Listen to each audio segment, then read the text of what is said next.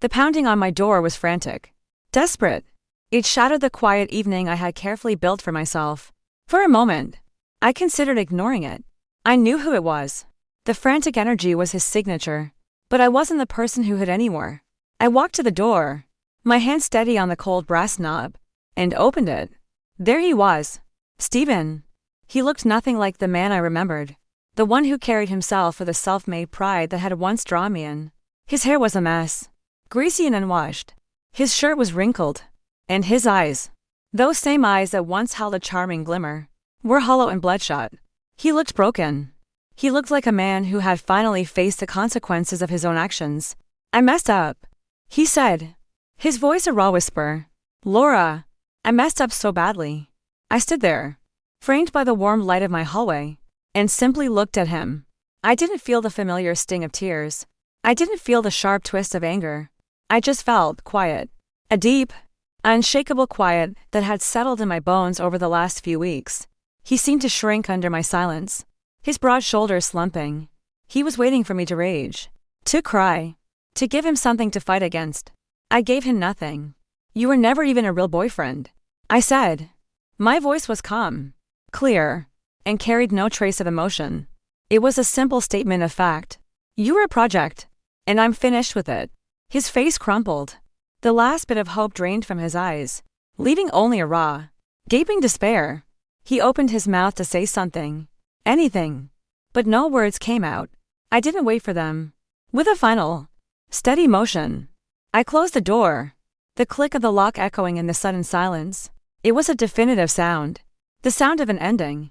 But that was the end. To understand how we got there, you have to go back to the beginning. 3 months earlier, before the lies, before the heartbreak, before I learned how to turn off the lights on someone else's world. 3 months earlier, my life was a fortress of calm. I had settled into a quiet rhythm that suited me. I worked as a marketing coordinator for a mid-sized company in Columbus, a job that was stable and predictable.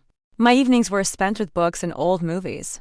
My weekends were for long walks in the park and the occasional lunch with my best friend, Chloe. I wasn't lonely. Not really. I was content. After a few messy relationships in my 20s that left me questioning my own worth, this peaceful solitude felt like a sanctuary. I wasn't looking for anyone. I wasn't waiting for a spark. My world was small, but it was mine, and every part of it was in its right place. And then, Stephen Weston appeared. He was working on the wiring at my neighbor's house. I first saw him from my window. A man with rolled-up sleeves revealing tanned, muscular forearms, a tool belt slung low on his hips. He had a kind of restless energy, a focused intensity as he worked that was magnetic. I didn't think much of it until the day I came home struggling with 2 armfuls of groceries. The paper bag in my right arm was starting to tear at the bottom, and I was doing a clumsy balancing act, trying to get to my front door before everything spilled onto the sidewalk. Looks like you could use an extra hand. His voice was warm and had a slight gravelly edge. I turned to see him leaning against the porch railing of my neighbor's house, a crooked smile playing on his lips.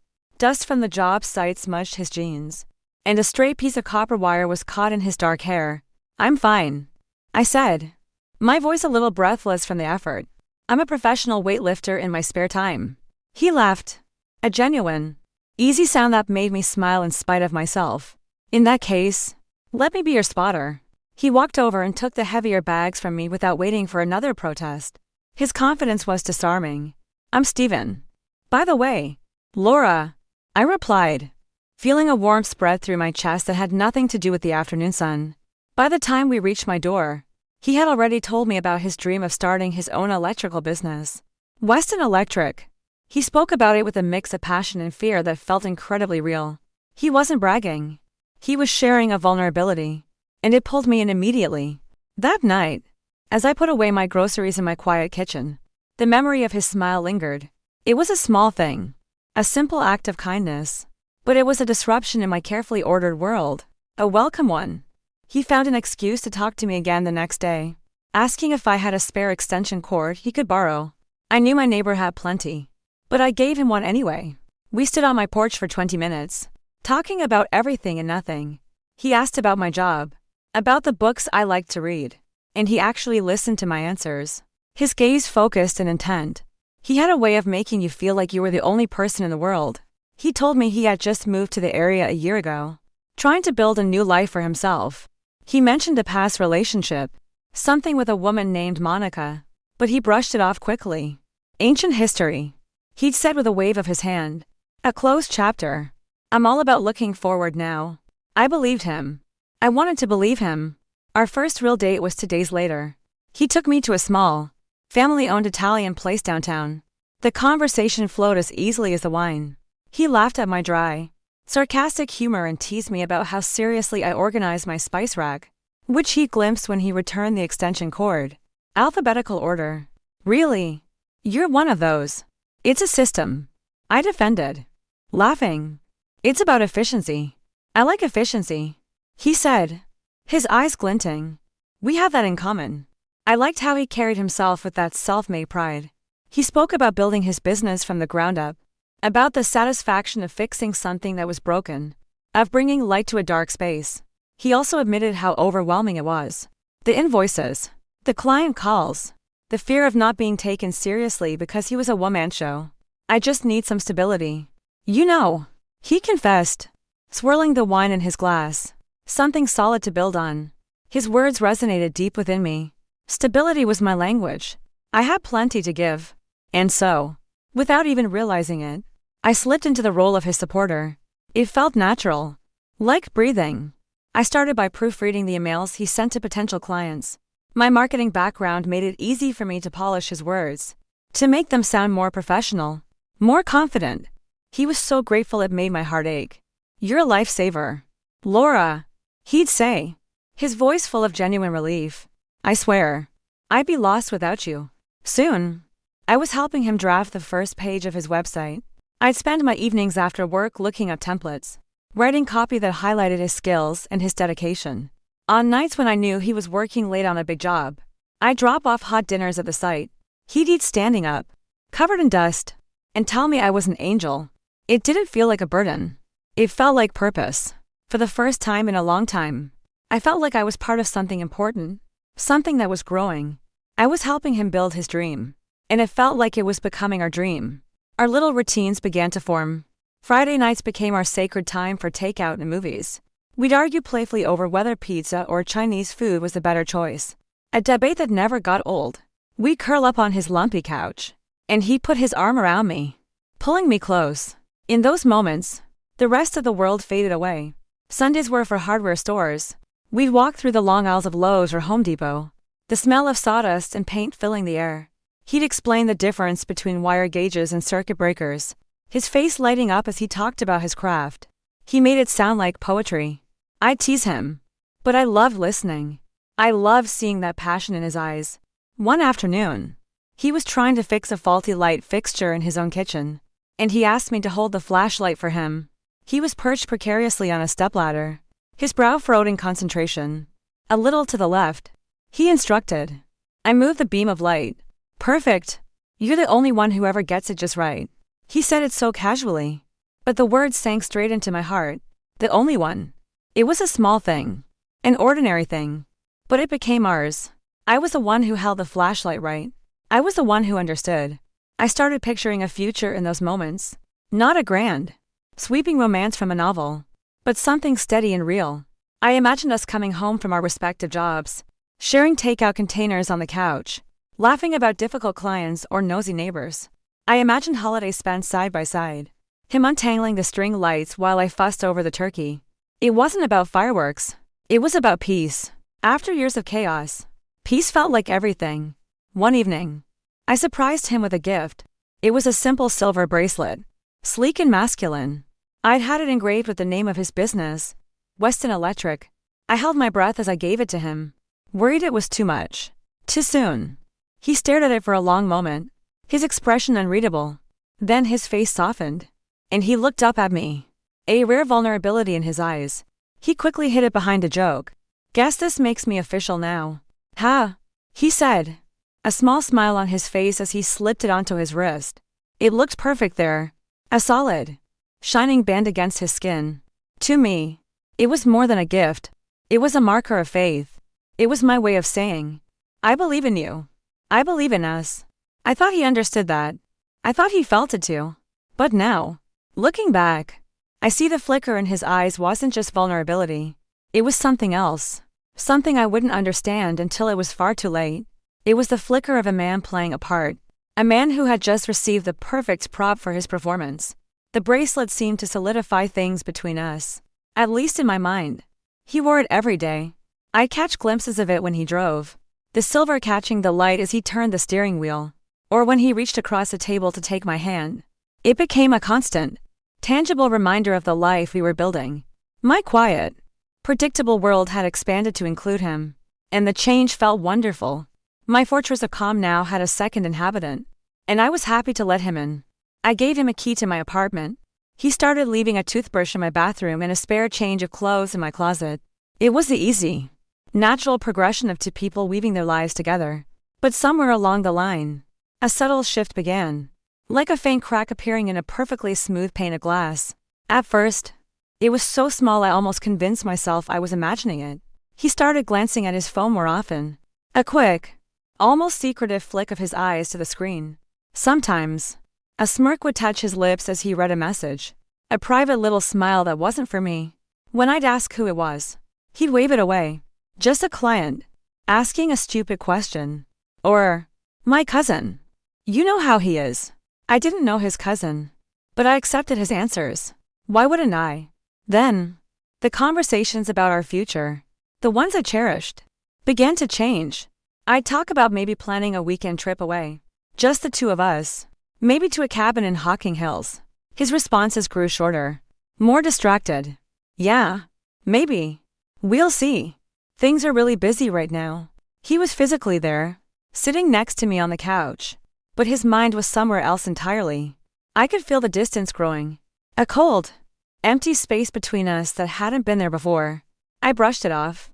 I told myself he was just tired. The stress of building a business from scratch was immense. He was working 12-hour days, dealing with difficult customers, and worrying constantly about money. Of course he was exhausted. Of course he was distracted. I reminded myself of his confession on our first date. How he needed stability. I decided I just needed to be more stable. More understanding. I excused the late replies to my texts. The plans he canceled at the last minute with a hurried.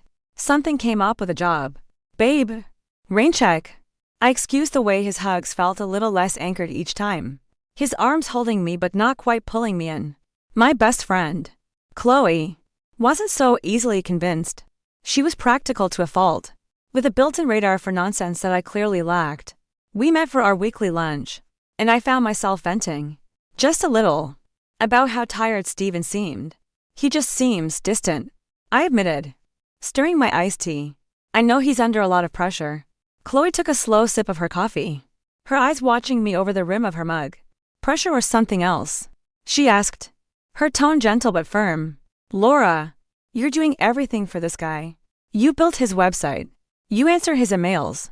You're basically his unpaid business manager and personal chef. Is he giving anything back? Her words stung. Mostly because they were true. He appreciates it. I said defensively. He tells me all the time he couldn't do it without me. Words are easy, she said, setting her mug down. Has he talked about the future? I mean, a real future? Not just maybe we'll go away for a weekend? I hesitated. It's not the right time. He's so focused on the business. There's always time for the people you care about, she said softly. Just be careful. Okay. I don't want to see you get hurt. I promised her I would. But I didn't listen. I couldn't. I was too invested. I had poured too much of myself into Weston Electric, into him, to consider the possibility that it was all for nothing. In the quiet moments, though, when I was alone, doubt crept in. I'd lie awake in bed after he'd fallen asleep, his breathing deep and even beside me. I'd stare at the silver bracelet on his wrist, glinting in the moonlight filtering through my window, and I'd wonder if it really meant as much to him as it did to me. I'd catch the way his eyes would dart away when I mentioned something as simple as meeting my parents. He'd always have an excuse, a reason why it wasn't a good time. He changed the subject so smoothly I wouldn't even realize it until hours later. One night, we were sitting at his kitchen table. I had just finished helping him sort a mountain of receipts for his taxes. My eyes were blurry from staring at the tiny numbers. I looked across at him, at his tired face, and a wave of affection washed over me. I wanted to tell him how much he meant to me. "Steven," I began, my voice soft, "I just want you to know. I haven't felt this safe, this steady, in years. Being with you, it feels like home." He looked up from the receipts and smiled, but it didn't reach his eyes. It was the kind of polite, distant smile you give a stranger. "That's nice, Laura," he said, and then immediately looked back down at the papers. "Hey, did you file this one under materials or tools?" My heart sank. It was a cold, heavy feeling in the pit of my stomach. I had offered him a piece of my soul, and he had sidestepped it to ask about a receipt. Still, I pushed the feeling down. I swallowed the hurt and convinced myself it was just fatigue. He was stressed. He wasn't good with emotions. I made 1,000 excuses for him, because the alternative was too painful to consider. I didn't know then that I wasn't building a life with him. I was holding up a stage set. He had cast me in a role I didn't audition for, in a play I didn't even know was being performed. But in that chapter of my life, sitting under the dim light of his kitchen, I still thought it was love. The first sign that something was truly, deeply wrong came on a Thursday evening. It was an ordinary evening, which made the betrayal feel even sharper. I'd stopped at the grocery store on my way to his apartment, planning to make his favorite meal, a spicy chicken stir-fry.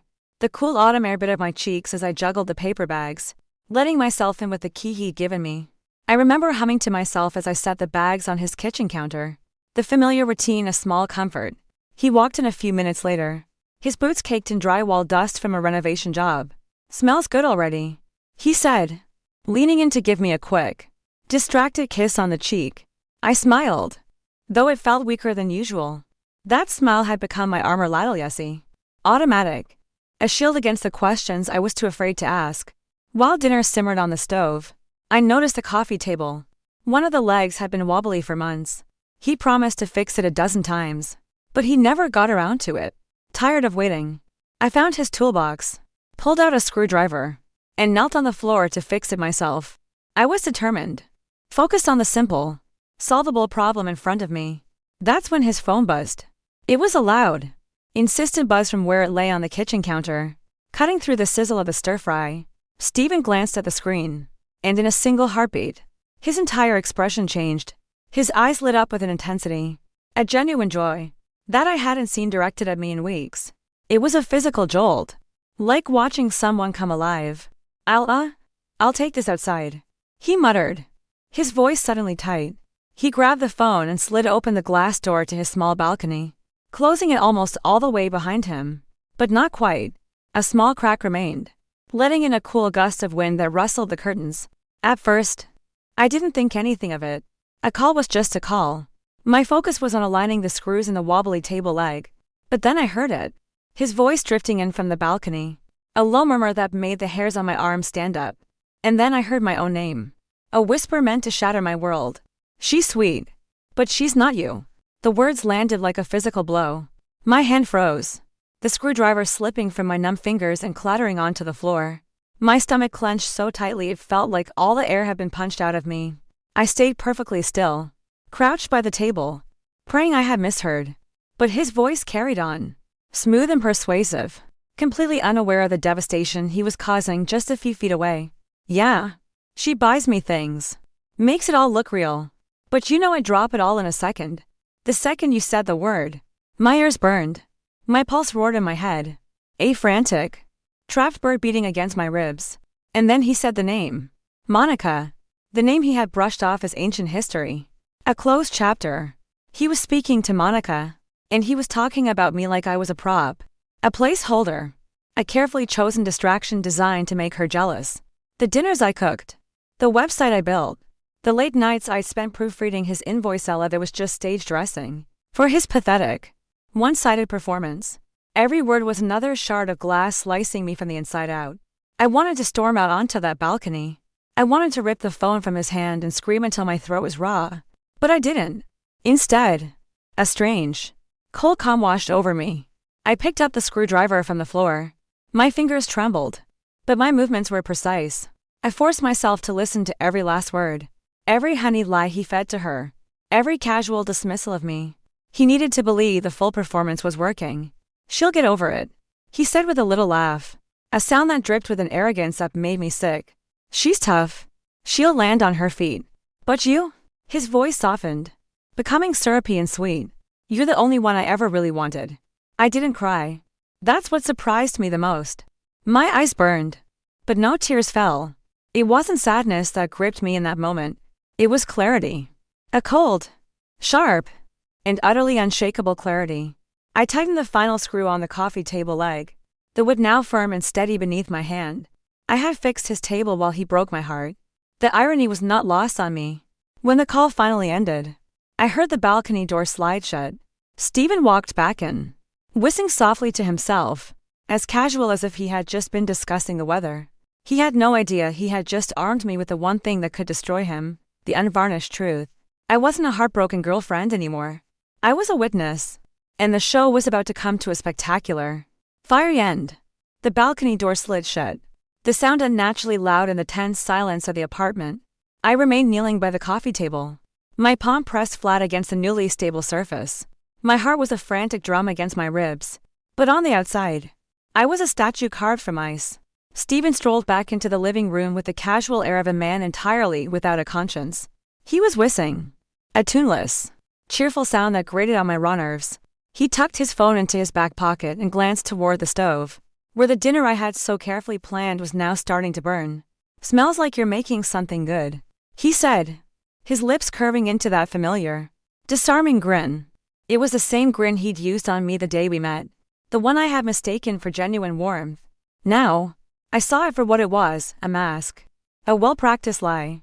The normality of it, the sheer audacity of him walking back in to play the part of the loving boyfriend, after what I had just heard, was a final snap.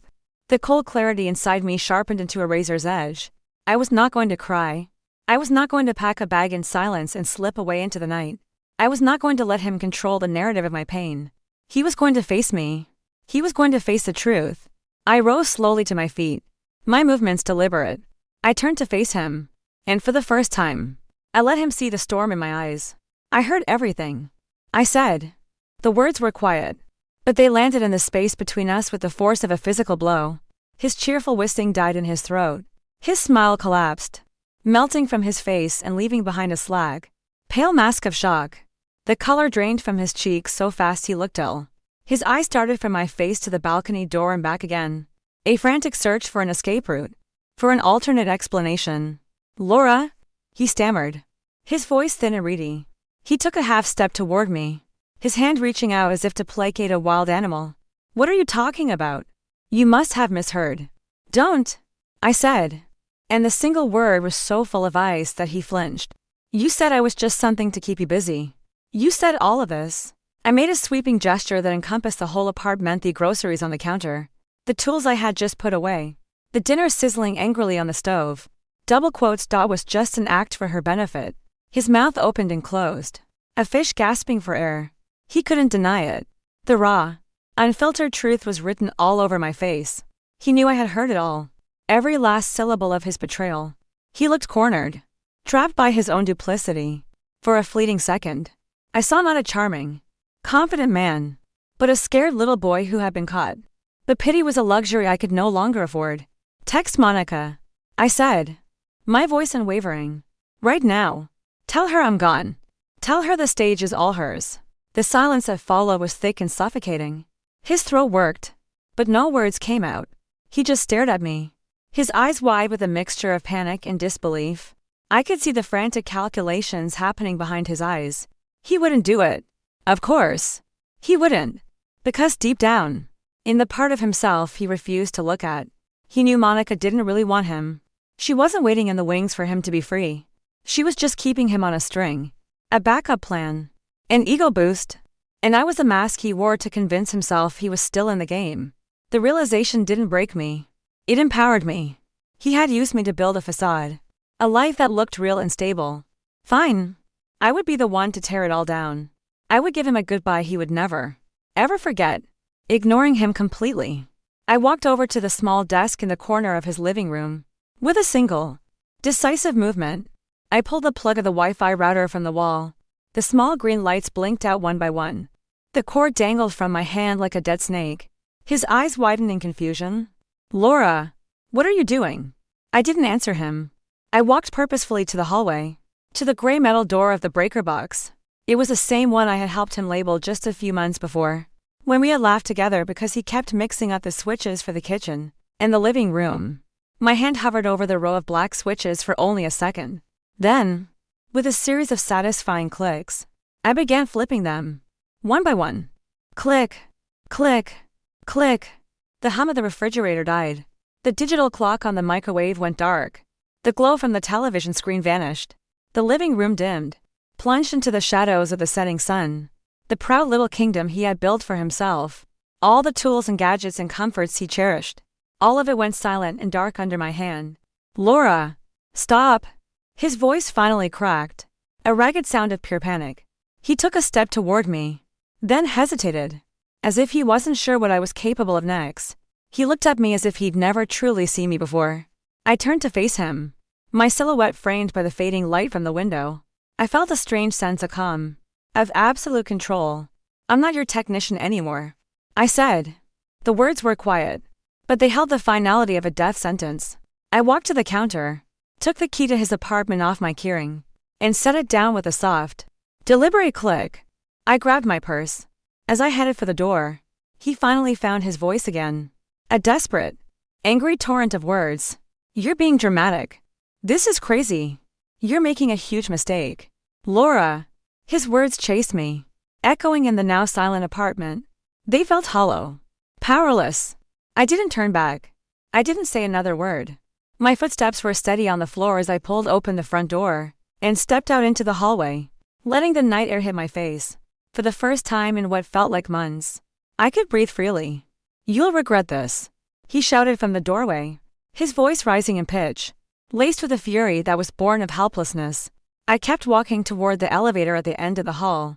The door slid open with a soft metallic sigh, and I stepped inside. As they closed, I saw his reflection in the polished steel, a man standing in the doorway of his dark, silent apartment, utterly alone. My own reflection stared back at me. My face was pale. My eyes were burning with an intensity I didn't recognize. But I looked steady. I looked strong. When the elevator opened on the ground floor, the world outside felt brand new. The streetlights cast a warm, golden glow on the pavement. The city was alive with the familiar sounds of traffic and distant laughter. My phone buzzed in my pocket. A frantic, insistent vibration. I didn't need to look at it to know it was him. I ignored it. I slid the phone into my purse and zipped it shut. I stepped out into the cool night air, leaving everything behind. Man. The lies, the apartment, and the darkness I had created in my place. His world had just gone dark, and mine, finally, was finding the light. The next morning, the adrenaline had worn off, leaving behind a hollow, ringing silence. My apartment, which had once been my sanctuary, now fell to quiet. I sat on my couch, a cold cup of coffee in my hands, and waited. I didn't know what I was waiting for. Exactly. An apology? A confrontation. I didn't have to wait long. By midday, the first message came. It wasn't from Steven. It was from an old friend from college, someone who was more of a mutual acquaintance now. The text was simple. Hey, I heard something happened with you and Steven. Are you okay? The words sat heavy in my chest. It hadn't even been 12 hours, and already, the whispers had started. Steven wasn't a man who would sit quietly in the dark and reflect on his mistakes. He was a man who acted. He moved fast, spinning his own version of the story before I even had a chance to process mine. Curiosity got the better of me. I opened my social media apps, my thumb hovering nervously over the icons. His fingerprints were everywhere. He posted a new photo on his Instagram feed, a dramatic, black and white shot of him staring thoughtfully out a window, a single ray of light hitting his face. The caption was vague, yet pointedly accusatory. Sometimes the people you let closest to you are the ones who bring the most chaos. Learning to protect my peace. The comments section was a sickening flood of sympathy and support, mostly from people who barely knew him. Or us. Stay strong. Bro, you don't deserve that kind of toxic energy in your life. Cut her loose. Her loss? I could almost see the smug smirk on his face as he read each one, soaking in the validation, positioning himself as a noble victim. He was painting a masterpiece of manipulation, and I was the ugly, chaotic splash of paint he was trying to erase. Then the calls and texts from other people began to trickle in. A neighbor I'd once shared a friendly coffee was sent a message asking if I had snapped. Another acquaintance awkwardly mentioned that Steven had told him to sabotage his apartment out of spite after he tried to end things with me. The narrative was clear. I was the unstable, hysterical ex-girlfriend who couldn't handle rejection. The words stung, not because they held a shred of truth, but because they were so skillfully designed to stick. He knew how the world viewed emotional women.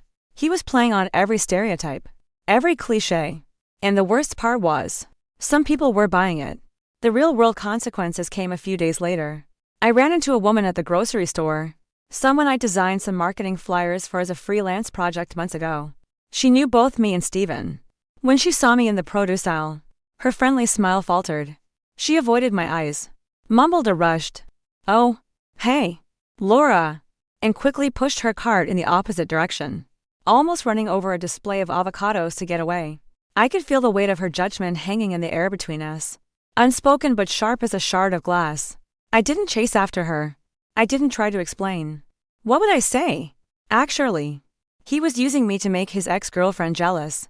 And when I found out, I calmly flipped his circuit breakers. It sounded insane. Even to me. He had crafted his lie perfectly. It was simple, believable, and fed right into the public's appetite for drama. My truth was complicated and messy. My first instinct was to fight back, to defend myself. I wanted to post my own version of events, to screenshot his messages, to scream the truth from the rooftops, until the walls of his carefully constructed narrative crumbled. I typed out a long, furious post, my thumbs flying across the screen, detailing every lie, every moment of betrayal. My finger hovered over the post button, but then I remembered his face in the moments after I confronted him. The guilt, the panic, the complete absence of a denial. He knew what he did. He knew I knew. Fighting him publicly would just be descending to his level, engaging in the very chaos he accused me of creating. It would be playing the role of the crazy ex he had already cast me in. If I fought back, I'd still be in his play, and I was done with that. So, I did the one thing he didn't expect. I stayed quiet. I deleted the angry draft. I logged out of my social media accounts. I let his lies hang in the air, unanswered. It was one of the hardest things I've ever had to do. The silence was deafening. And in it, I felt the loneliness and isolation he wanted me to feel. But a strange thing happens when you stop talking. People start listening more closely to the person who is. And the truth, I realized, doesn't need a loud campaign. It doesn't need hashtags or pity comments. The truth is patient. It waits for the cracks to appear in the performance. And cracks always appear. A week later, I got a message from one of the guys who had commented "Stay strong, bro" on Steven's post. He was a local contractor who had worked with Steven a few times. "Hey Laura, hope you're doing okay. Listen, I know Steven is telling everyone you went off on him. But can I ask you something? If the power went out at his place like he claims, why didn't he just fix it himself? He's an electrician, isn't he?" The message made me laugh. A short, bitter sound. Exactly. Why hadn't the master electrician fixed his own power? Why was his story so vague? His details so thin? He told one person I had cut the wires. He told another the breaker box had just fried on its own because of my negative energy. The more he talked, the more holes appeared in his story. People started to remember things. Real things. Undeniable things.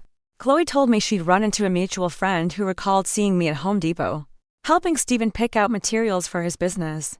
She was paying for half of it. The friend had told Chloe. He said his card was maxed out. That doesn't sound like someone who was just a casual girlfriend. People remembered seeing me drop off food at his job sites. They remembered the professional-looking website that had suddenly appeared for Weston Electric, the one I had spent countless nights building. They remembered the silver bracelet on his wrist, the one engraved with his business name. And none of it aligned with the story of a woman who simply snapped when he tried to break up with her. It didn't add up. The truth didn't need me to shout. It was quietly defending itself in the memories of others. Still, I would be lying if I said his smear campaign didn't hurt. It did. There were nights I'd sit alone in my silent apartment, the loneliness pressing in, and I'd feel the sting of every side-eyed glance, every whispered conversation I wasn't meant to hear. It was a profound and painful isolation. My hands would itch to pick up the phone, to text someone, anyone, and set the record straight. But then I'd think of Monica. I'd think of the soft, syrupy way he had said, "She's sweet, but she's not you." He had reduced my entire existence, my love, my support, to a single, dismissive sentence. If I fought back now, I would still be revolving around him. My actions would still be a reaction to his. And I was done reacting. I was done being a supporting character in Stephen Weston's pathetic drama. So I waited. I was patient. I was watchful. And sure enough, the unraveling continued. Chloe called me one evening, her voice buzzing with a strange mix of anger and vindication. "You are not going to believe this," she said. "I was at that new brewery downtown, and Stephen was there with a couple of guys. He was telling his sob story, loud enough for everyone to hear, and his story changed. Right in the middle of a sentence. First, he said you went crazy and cut the power. Then 5 minutes later, he told someone else the main breaker just tripped on its own. He couldn't even keep his own lies straight." Another friend admitted she'd asked him directly why I had supposedly lost control. His answer was lazy and misogynistic. He just shrugged and said, "You know how women get when they're emotional." That was it. That was his whole explanation. She told me she walked away from that conversation thinking far less of him than she ever had of me. The cracks were widening with every retelling. His smug Instagram quotes about dodging bullets and his desperate attempts to play the victim were starting to look less like the truth and more like cheap theater. And people were starting to see it. They might not have said it to me out loud yet, but I could feel the tide beginning to shift, ever so slowly. The truth was patient, and it was finally starting to do its work. The quiet satisfaction of watching Stephen's lies slowly unravel should have been enough. Seeing the tide of opinion shift, hearing the whispers of doubt about his story, it was a small, quiet form of justice. But life, or perhaps karma, has a way of adding its own dramatic flair, a final act that you could never write yourself. And in this case, its timing was impeccable. I learned about Monica the same way I learned about everything else in our small, interconnected world, through the grapevine. Chloe sent me a link late one evening. The message attached was simple: "You're going to want to see this." My heart gave a nervous little flutter as I clicked the link. It took me to a public social media profile. And there she was. Monica. She was radiant in the photo, leaning into the shoulder of a man I had never seen before. He wasn't Stephen. He wasn't even in the same league. This man was older, sharper, dressed in a well-tailored suit that screamed a quiet, confident stability, very thing Stephen had been so desperately trying to fake. The man's arm was wrapped securely around Monica's waist, a gesture of clear possession, not of hopeful longing. The caption beneath the picture was a subtle, lethal blow. Some chapters have to close so better ones can begin. So happy for what's next. I almost laughed out loud. The very woman Stephen had built his entire fantasy around, the prize he was supposedly winning by using me, had already closed the book on him. He had been performing on an empty stage to an audience of one himself. The whispers that followed confirmed it all. Monica was back with her real ex-boyfriend, a successful lawyer she had been pining for long before Stephen and I ever crossed paths. Stephen, it turned out, had never been the main character in her story. He was a brief, forgettable intermission. She had been stringing him along, feeding him just enough crumbs of attention to keep him interested, the exact same way he had been doing to me. In that moment, the entire pathetic dynamic clicked into place. Stephen hadn't been the player he thought he was. He was a pawn, being moved around on Monica's board, and he hadn't even realized he was expendable. Instead of facing that humiliating truth, he doubled down on his own desperation. His mask of the calm, stoic victim began to slip, revealing the panicked man underneath. One afternoon, my phone buzzed with a message from an unknown number. It was a screenshot forwarded by a mutual friend. The screenshot was of a text from Stephen to that friend. It read, "Hey man. Quick question. Any idea how to reset a main breaker that's completely fried? The whole panel is dead. Laura did something to it and I can't figure it out." The irony was so thick I could barely breathe for laughing. The man who strutted around with Weston Electric engraved on his wrist, the man who bragged endlessly about his skills, couldn't even figure out how to reset his own breaker box. He was so blinded by his narrative of my sabotage that he couldn't see the simple solution right in front of him. He was an electrician who had to ask for help with the most basic of electrical problems. He was a fraud, and he was outing himself. I didn't reply. I didn't need to. He was already blocked on my phone. But more importantly, he was blocked in my mind. The version of me that would have felt a pang of pity. the one that might have been tempted to send back instructions, was gone. She had walked out of that apartment and never looked back. But he didn't give up easily. When his friends started giving him skeptical looks instead of solutions, he took the coward's route. He called my mother. My sweet, soft-spoken mother, who rarely said a harsh word about anyone and whose default setting was to believe the best in people. He must have expected her to be his sympathetic ear, to plead his case to me, to soften me with a dose of motherly guilt. He miscalculated badly. She told me about the call later that day, her voice a mix of disbelief and wry amusement. "That Stephen called here," she said, and I could hear her shaking her head over the phone. "He went on and on about how you had a breakdown and how worried he was about you. He asked if I could convince you to at least talk to him, to help him fix the damage you'd done." I held my breath, waiting for her reaction. So I listened to his whole story. My mom continued, her voice hardening with a protective fire I hadn't heard in years. And when he was finally finished, I said to him, "Stephen, I don't know what happened between you two, but I know my daughter.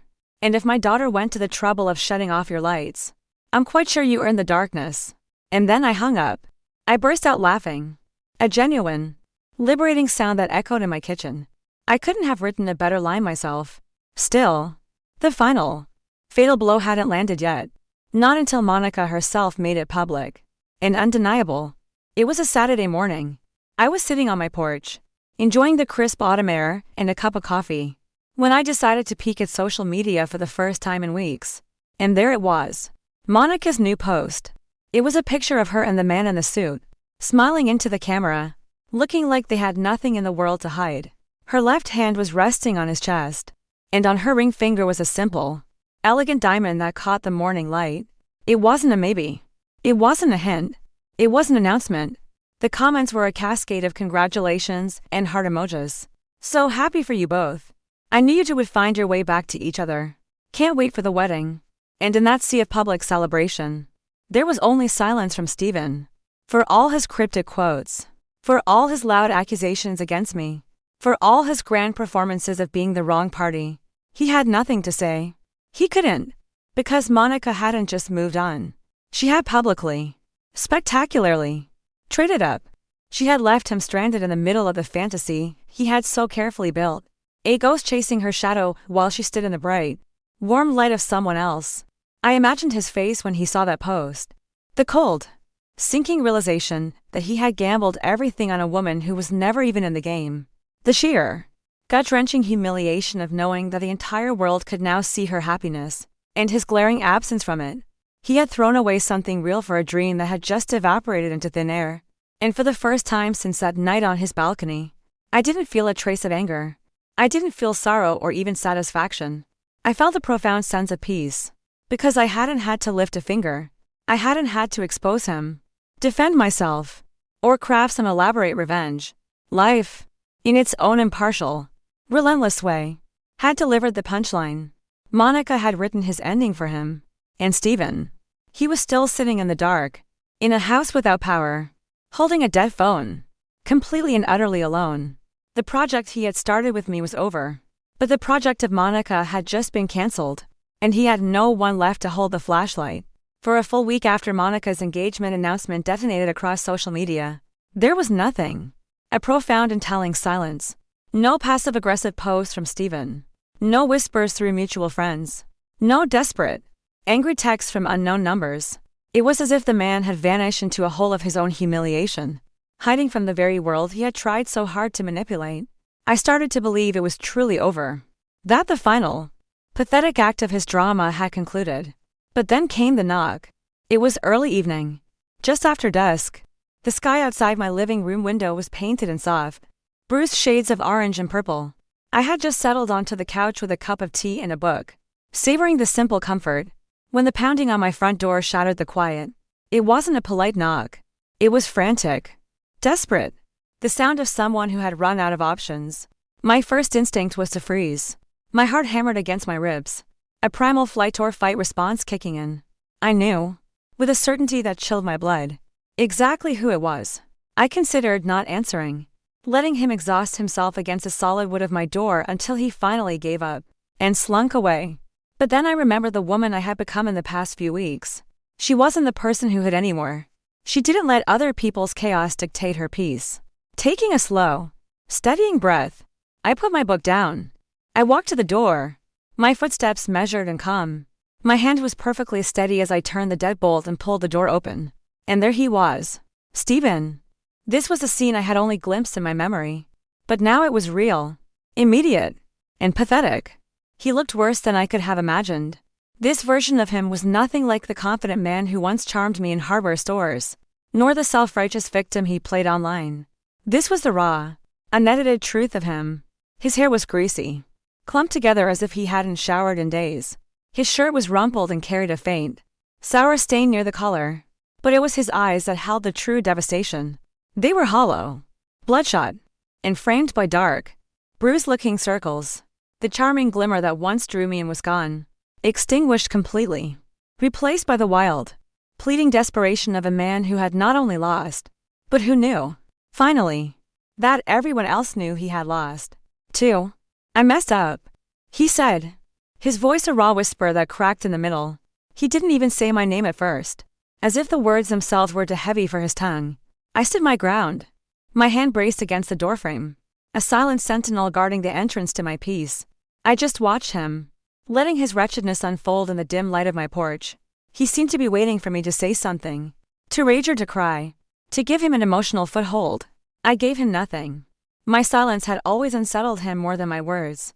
And tonight, I let it be my shield and my sword. He began to ramble, the words spilling out of him in a disjointed, pathetic torrent. I miss you. I was confused. I never meant to hurt you. Laura, you know me. You know I wouldn't. It was just Monica. She. Don't. I said again. The word was just as cold, just as final as it had been in his apartment. His rambling faltered. His shoulders, which he always held so straight and proud, slumped in defeat. He looked less like a man begging for forgiveness and more like a lost child, caught in the ruin of a mess he had made himself. He finally looked me in the eye, and what I saw there was not love, or even remorse for what he'd done to me. It was the desperate terror of being alone. I was stupid, he whispered, his voice trembling. I threw away the only good thing in my life. For nothing. It was all for nothing. He was finally telling the truth, not for my benefit, but for his own. He was confessing his failure out loud, hoping the admission might somehow lessen the weight of it. I took a slow breath, the cool night air filling my lungs. I had imagined this moment 100 times. In some versions, I screamed at him. In others, I listed every single one of his betrayals. But standing there now, looking at the hollowed-out shell of the man who had caused me so much pain, I realized none of that was necessary. The truth was simpler, and far more cutting. You were never even a real boyfriend, I said. My tone wasn't angry or bitter. It was calm, detached, like a doctor delivering a diagnosis. It was a simple statement of fact, stripped of all emotion. You were a project, a business I was helping to build, and I'm finished with it. The color, what little was left of it, drained completely from his face. His mouth fell open slightly, but no sound came out. The words had hit their mark with surgical precision, cutting through all his excuses and self-pity to the core of his narcissism. I hadn't just rejected him. I had redefined him. I wasn't the heartbroken woman pining for him. I was a CEO who had just liquidated a failed asset. He stared at me, his eyes wide with a fresh, deeper kind of horror. He had come here for a scene, for a fight, for absolution, for anything that would make him the center of my world again, even if it was my anger. Instead, I had rendered him irrelevant. Without another word, I began to close the door, slowly, deliberately. I watched his face crumple as the gap between us narrowed, his last hope disappearing with the light from my hallway. The final click of the lock was the loudest sound I had ever heard. It was final. It was absolute. A boundary drawn not with anger, but with the unshakable certainty of my own worth. I leaned my forehead against the cool wood of the door for a long moment, my heart racing, not from fear or from sadness, but from the sheer, exhilarating release. There would be no more arguments. There would be no dramatic search for closure. There was just an ending that was written, directed, and produced entirely by me. The morning after I closed the door on Stephen for the last time, I found a white envelope lying on my doormat. It was folded, the edges smudged with dirt, as if his hands had been shaking when he left it there in the dark. My stomach tightened. For a moment, I considered throwing it away unopened. A final act of severing all ties. But a grim curiosity one. I needed to see the final, pathetic words of the man who thought he could break me. I took it inside, setting it on my kitchen counter like a piece of evidence. I made my coffee first. A slow, deliberate ritual that grounded me in the quiet reality of my own space. Only then, with the warm mug in my hands, did I pick it up and slide my finger under the flap. 3 pages of messy, uneven handwriting spilled out. His words were a chaotic jumble of apology, excuse, and manipulation. The first few lines were a grand, sweeping, and utterly empty apology. I'm so sorry, Laura. I never meant to hurt you. I was stupid. I was scared. It was the classic, generic script of a man who was sorry he got caught. The next part was a long, rambling string of excuses. He was confused about Monica. He wrote. He felt so much pressure starting his business and felt like he was failing. He didn't know how to handle the way I cared for him. How my unwavering support made him feel both grateful and deeply inadequate. He was trying to paint himself as a tragic figure, a man torn apart by his own insecurities. He was asking for my pity. I felt none. Then came the guilt trips, clumsy and transparent. No one has ever supported me the way you did. I don't know how I'll ever manage without you. You are the only thing holding me together. I can't do this alone. He was trying to appeal to the old me, the caretaker, the fixer.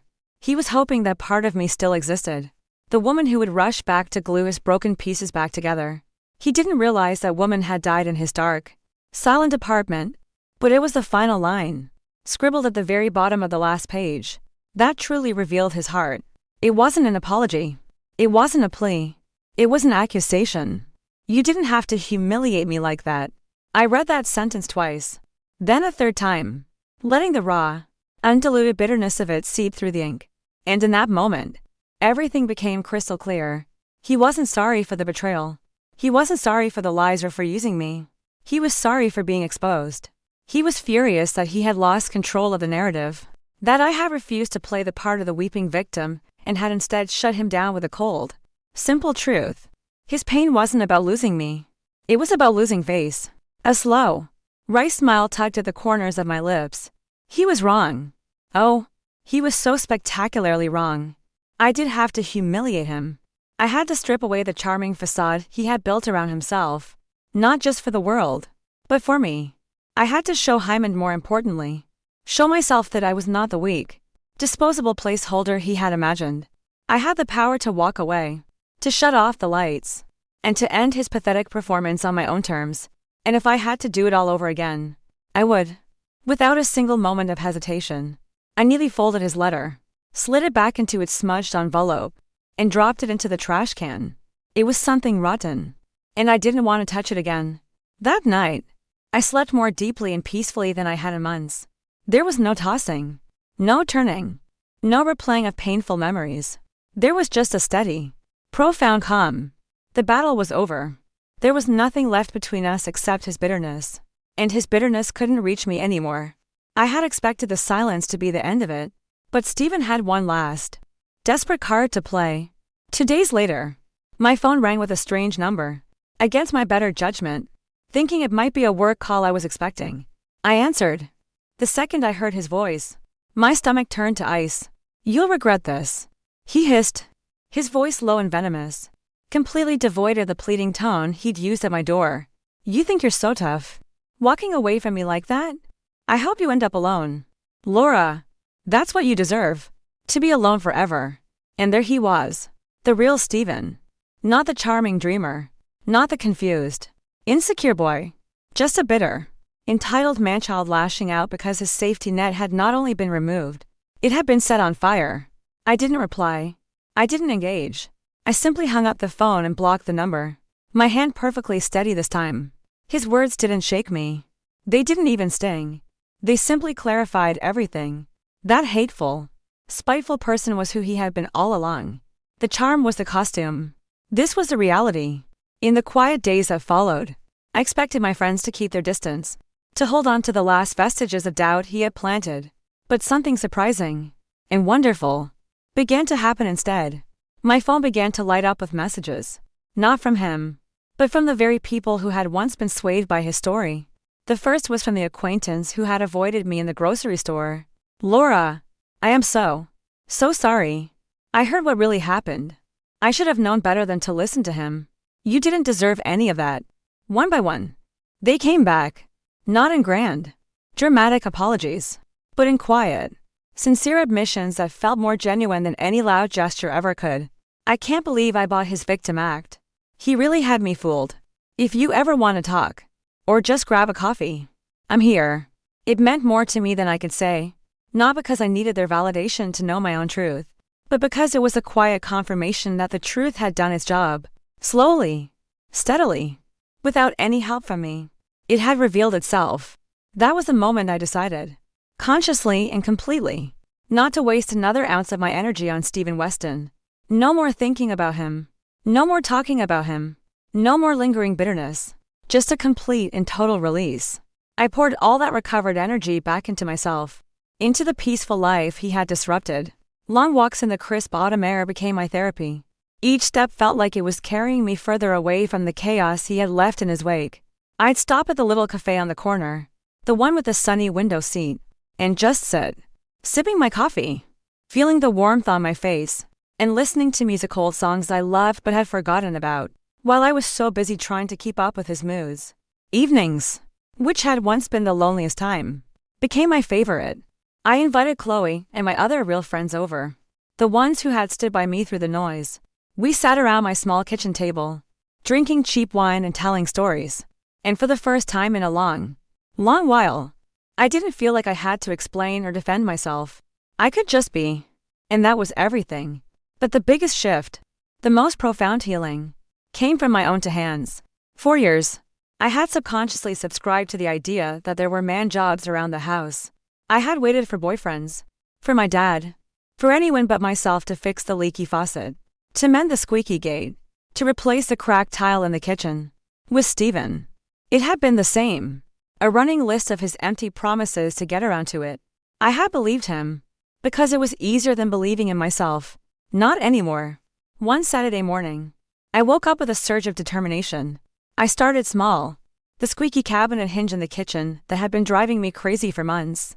I watched a 5-minute tutorial online, and with a screwdriver and a little bit of patience, I fixed it. When I swung the cabinet door shut and it closed with a soft, silent click, a huge grin spread across my face. It wasn't just about the cabinet. It was about proving to myself that I could. From there, I moved on to the back gate, with its rusted hinges and loose latch. I spent the entire afternoon sanding, tightening, oiling. By evening, as the sun began to set, the gate swung shut with a satisfying, solid thud. I stood in my yard, wiping sweat from my forehead, feeling a sense of pride that was deeper and more real than anything I had felt in years. This was mine. I had done this. The cracked kitchen tiles were next. It was a messy, frustrating job. More than once, I muttered under my breath and nearly gave up. But when I finally set the last tile in place and stood back to look at the smooth, unbroken surface, I felt something fundamental shift inside me. I didn't need Stephen to fix my gate. I didn't need him to fix my floor. I didn't need him to fix anything. I never had. He hadn't been my heartbreak. He had been my blessing in disguise. A harsh, ugly, painful blessing, but a blessing nonetheless. He forced me to see the truth, to tear down a life that wasn't mine, and to rebuild, stronger and more capable than I had ever imagined. Sitting on my newly repaired porch steps one evening, the air warm and the world blissfully quiet, I thought back to everything. The bracelet, the hardware store Sundays, the promises whispered in the dark, and for the first time, I didn't feel a single ache of loss. I didn't wonder what might have been if he had been a different man. Instead, I felt a strange and quiet gratitude. Gratitude for the clarity, for the peace, for the silence that no longer felt like a punishment, but a gift. Stephen had told me I would regret walking away, that I deserved to be alone. But what he saw as a curse, I had discovered was a freedom. No contact, no regrets. It became my silent mantra. I often wonder what he imagined would happen once the dust settled. Maybe he thought I'd linger in the background of his life, still circling him like a sad, lonely planet around a dying sun, waiting for Monica to inevitably falter so he could turn his attention back to me. Maybe he truly believed I'd cling to the scraps of what we had. Desperate enough to ignore the truth I'd overheard that night on his balcony. He misread me completely. I wasn't a placeholder waiting to be filled. I wasn't a stand-in meant to keep his pride afloat. I was a woman who had shown up, given freely, cared deeply, and tried to build something real out of his half-hearted promises. And her fumbled it all away for a ghost. The beautiful, simple truth about ghosts is that they can't stay forever. Monica drifted off into her new life, hand in hand with someone solid and real. Her social media feed a testament to a happiness that had nothing to do with Steven. And he was left grasping at empty air, the last wisps of his fantasy dissolving through his fingers. I don't picture him often anymore. But when I do, it's not with anger or longing. It's with a clear, unshaken image. I see him sitting alone in that dim, quiet apartment of his. The tools he was once so proud of are probably scattered around, collecting dust. The silver bracelet I bought him is likely tossed in a drawer somewhere, a tarnished reminder of a faith he didn't deserve. The lights are humming again. Yes, seems sure he eventually figured out how to flip his own breakers, but the warmth is gone. The power is restored.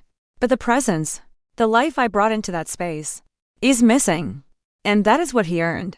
Not my hatred. Not my revenge. Just my absence. A quiet, permanent silence.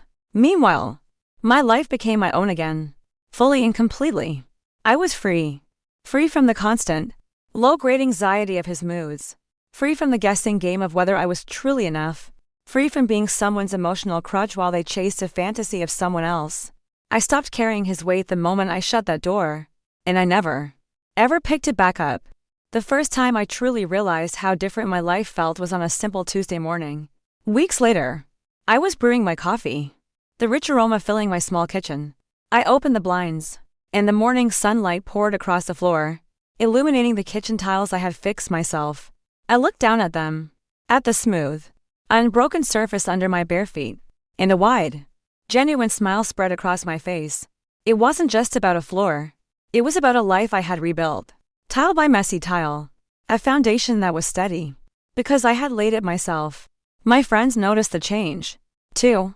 Chloe told me over lunch one day, "Your laugh is different. It's easier now. It comes from your whole body." She was right. There's a lightness that settles in your soul when you finally set down what was never yours to carry in the first place. My shoulders sat straighter. My voice had a strength it didn't have before. I was no longer a supporting character. I was the lead in my own story. I filled my days with small, intentional joys. Music in the mornings. The kind that made me want to dance around my kitchen. Not the moody, atmospheric stuff Steven always preferred. I took up gardening, finding a deep satisfaction in plunging my hands into the cool earth and coaxing new life from the soil. The quiet that I once feared now wrapped around me like a comforting blanket. It was a silence filled not with loneliness, but with potential. Sometimes, when I pass a construction site or see an electrician's van parked on the street, I think of him for a fleeting moment. I'd see a man on a stepladder and remember a time when I thought my only role was to hold the flashlight. A small, private chuckle would rise in my throat, a reminder that I was no longer illuminating someone else's dreams. My hands, my light, my energy, all of it now belonged to me. Steven thought he would have the last word. He thought his smear campaign, his final, venomous insult, his bitter letter, would leave permanent scars on me. But in the end, all they left was clarity. The kind of sharp, brilliant clarity that doesn't fade. The kind that shines brighter and brighter with time. Because here's the truth I finally, truly learned. Some lights, once you turn them off, are not meant to be turned back on. And some women, once they walk away from the darkness, never, ever look back.